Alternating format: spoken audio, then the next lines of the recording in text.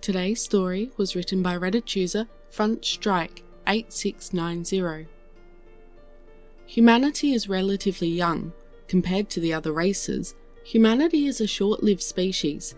They seldom get past 80 years of age. They make crude weapons. They war amongst themselves, almost as much as the orcs. And they worship false gods. But humans have something not even the orcs' ferocity, nor the elves' magic, or even the dwarves' master-worked weapons can face. Humanity is legion. Captain Alderson, Selkath Empire, Tartarus Fields. I stared out across the open plains to the south, towards the forest line, which marked the border to the elven nation of Silverstan. I didn't care much for the politicking of it all. I probably should care more, because it's the reason I'm in this middle of nowhere, far from home fort.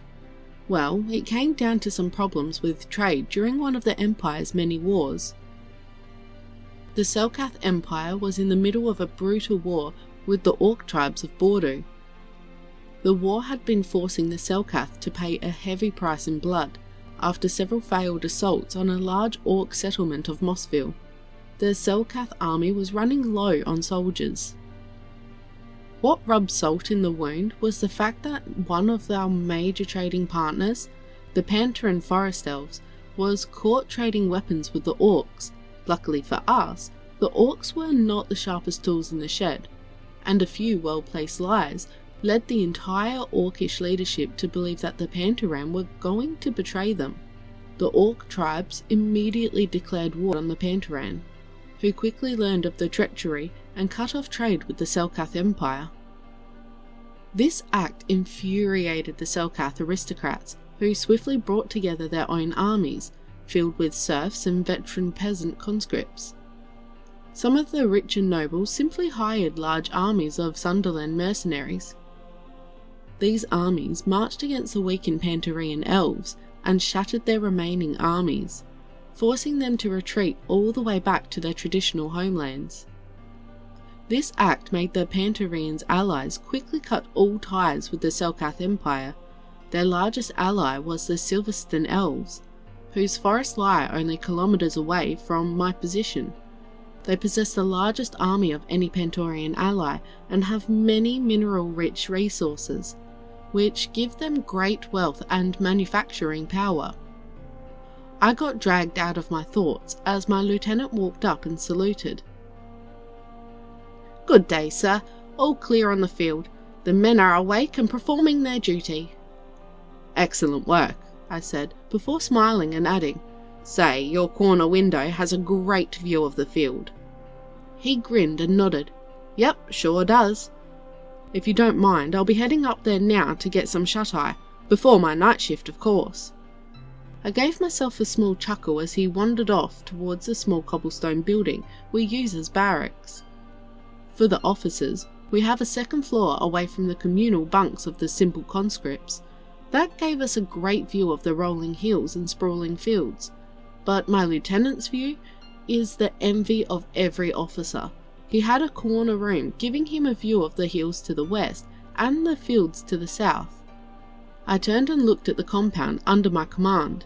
The centre of the compound is taken up by the barracks.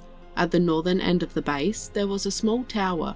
Surrounding the whole compound was a low timber and stone wall, roughly 6 feet tall.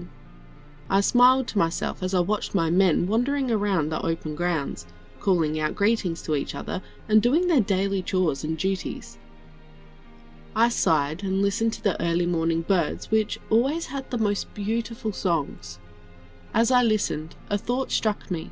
The birds weren't singing. I had a moment to realise that. Then I sprinted to the edge of the bulwark. I started yelling at the men. "To your battle stations, we're under attack!" My men looked up at me in confusion, until a soldier on the wall gave a gurgling scream as an arrow embedded itself in his neck. The men immediately began moving towards their positions, uncertainty in their eyes. I snarled, shoving them forward as the first elves began to shimmer into view. I cursed quietly, falling for such a predictable trick. I watched as the elves began to raise their bows, and my men braced for a devastating barrage of arrows to slam into their positions, until the elven archers began to fall, clutching the staves, finding their way into their bodies. I grinned as I remembered the camouflage positions from which my crossbowmen were launching devastating volleys of fire against the elves. This thinned out their original numbers, and while not making a massive impact, it gave my men more time to reach the defences. To the elves' credit, they responded quite quickly, firing several perfect arrows into the small gaps, quickly silencing the soldiers inside. Those tiny holes would have been next to impossible for any human to find, but we weren't fighting humans, we were fighting elves.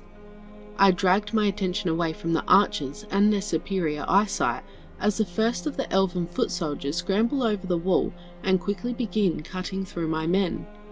I ran forward and drove my sword toward the first elf I saw. He turned quickly and withdrew his sword from the body of a fallen soldier. I launched a vicious overhead strike at the elf. He deflected my strike and followed up with a quick offensive of his own. I stepped back, eyeing his elven blade warily. His sword followed a traditional elven design. Their blades were very light and sharp, allowing them to move quickly and unencumbered by their blades. Their blades were slightly curved, making lunging stabs difficult, but allowed them to swing much more effectively. But I had the longer reach with my sword. I would have to hold him at bay with my longer weapon. I slashed at him, forcing him to jump back, and as he did that, I followed my original attack with a lunge. Taking him in the gut, he looked at me with shocked eyes, as if to say, "It can't be me." I stepped back, allowing him to fall to the ground in a pile. I sprinted down the line, shouting to my men. A soldier ran up to me, bleeding from a cut on his head, and shouted, "Sir, the elves have overwhelmed the northern fortifications." I grunted in acknowledgement before saying, "Gather your remaining men and make a stand, soldier." The soldier nodded, grinned, then bellowed, "Come on, boys, you heard the man. Let's show these pointy ears a real fight." This was followed by a roar from several nearby soldiers, who followed him into charge against a group of uncertain-looking elves, quickly pushing them back. I shook my head, saying, "That wasn't what I had in mind." As I continued to fight, more and more of my remaining men began to gather around me. Me and 2 other soldiers were fighting against a small squad of elves until the elves began to retreat for some unknown reason. We watched in confusion until a soldier screamed, "They have mages!" I immediately looked out and saw 5 robed elves chanting incantations. I ripped a crossbow from one of my men running past. He looked at me in confusion before moving alongside me. I saw the insignia of a sergeant on his uniform. "What's happening, sir?" he inquired. "Mages," I said, before standing up and depressing the trigger on the crossbow. The bolt streaked away in a blur of motion, a second before one of the mage's heads snapped backwards at an impossible angle, with the bolt embedded in his forehead. My sergeant whistled, impressed, before cursing and throwing himself to the ground as the mages turned toward us and unleashed a massive fireball directly at me. I had a moment to duck before everything turned to ash, dust and dirt.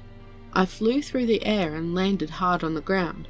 I laid there for far longer than I should have, heaving in deep breaths of air, each of which hurt more than the last.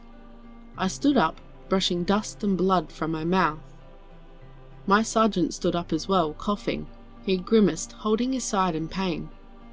"Well, sir, that was quite the event." I looked around and saw that we were losing badly. They outnumbered us at least 3-1, and they also had the surprise advantage. I was beginning to move toward the small tower at the back of the camp, which stored the messenger pigeons, when I saw a fireball smash into the corner of the second floor of the barracks. This set my heart on fire as I ran with the sergeant, wiping tears from my eyes as I ran the rest of the way to the tower. A single guard stood in front of the tower, trembling at the terrible, desperate battle being waged along the wall. He stiffened momentarily as we sprinted up, then relaxed when he saw it was me. "Guard this door with your life," I bellowed at him, before running full tilt into the tower. The guard saluted me and joined the sergeant barring the door. I ran around searching, before finding the fastest messenger pigeon there. I wrote a frantic note about the battle, and tied the message to the pigeon before throwing it out the window, its frantic flapping, and taking it towards the nearest city. I almost laughed watching it flap its wings as it flew free into the wind. My brother loved birds. He would have loved to see the speed on this one, but I knew my brother wouldn't be seeing anything anymore. He had loved the view from his window so much, the nice one on the second floor corner of the barracks.